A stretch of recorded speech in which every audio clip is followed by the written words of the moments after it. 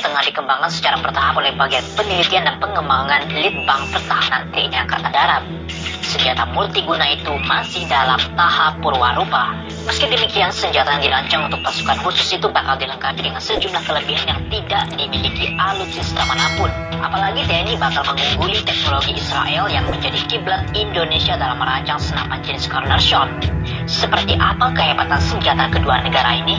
Yang pertama, senapan corner shot pertama kali ditemukan oleh Letkol Amos Golan yang merupakan bagian dari pasukan pertahanan Israel yang bekerja sama dengan investor asal Amerika. Diproduksi oleh Cornershot Holding pada tahun 2003, Israel telah terlebih dahulu mencicipi senjata canggih ini. Cornershot telah diperkenalkan ke Indonesia sejak tahun 2009, di mana penggunanya adalah Satuan Kopaska TNI Angkatan Laut. Indonesia sendiri juga berupaya menciptakan senapan cornershot mandiri dengan spesifikasi tertentu sesuai kebutuhan pasukannya. Karena dirancang untuk misi-misi tertentu seperti penanggulangan terorisme, senapan cornershot memang ditujukan penggunanya untuk pasukan khusus. Pembuatan senjata tersebut terinspirasi dari pengalaman tugas unit anti-teror Israel seperti Sayetar, Matkal, dan Satuan Polisi Yamam. Cornershot pun banyak digunakan oleh polisi anti-teror SWAT dan lainnya. Di Indonesia sendiri, pengguna yang diketahui adalah Kopaska TNI Angkatan Laut yang merupakan pasukan khusus yang memiliki spesialisasi anti-teror laut.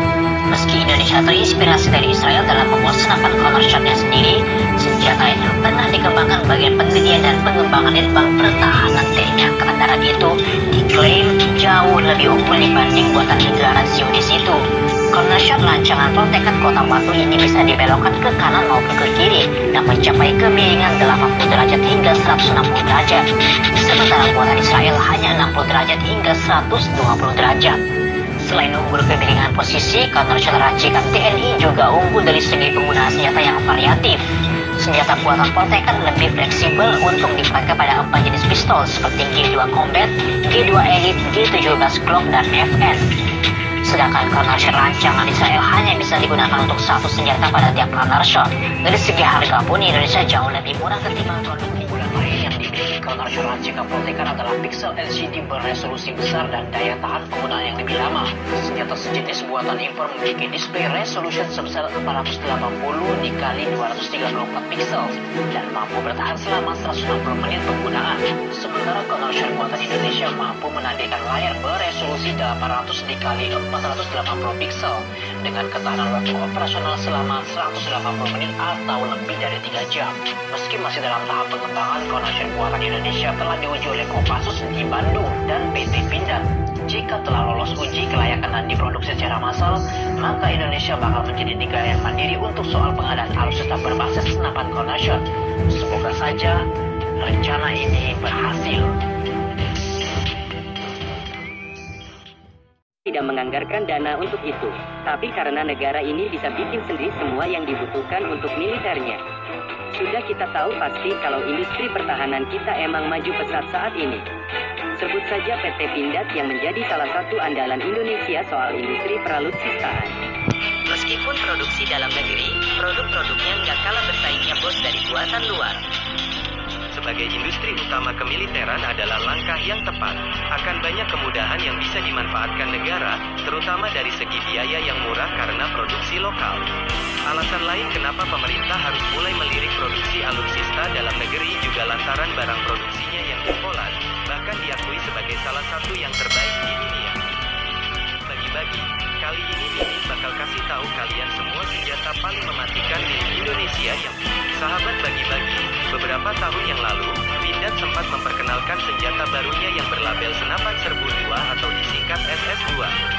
Senjata ini adalah generasi penerus yang telah disempurnakan dari SS1 yang juga tak kalah garangnya bos. SS2 memiliki banyak keunggulan mulai dari akurasi yang lebih sempurna serta lebih tahan ketika digunakan di berbagai medan. Entah berkubang dalam air atau lumpur, SS2 selalu bisa menyikat targetnya dengan sempurna. Keunggulan SS2 ini adalah banyak variannya dengan kegunaan yang berbeda satu sama lain. Unik lainnya, senjata ini pula yang membuat TNI mendominasi kompetisi tentara tingkat internasional di Australia beberapa waktu silam. Bahkan Amerika sampai ngiler dan borong senjata buatan Indonesia yang satu ini bos. Gimana? Masih ragu dengan alutsista dalam negeri? Sahabat bagi-bagi, SPR-2 merupakan senapan runduk paling terkenal milik Pindad. Kemampuannya bahkan bikin militer dunia terhenyak untuk sesaat.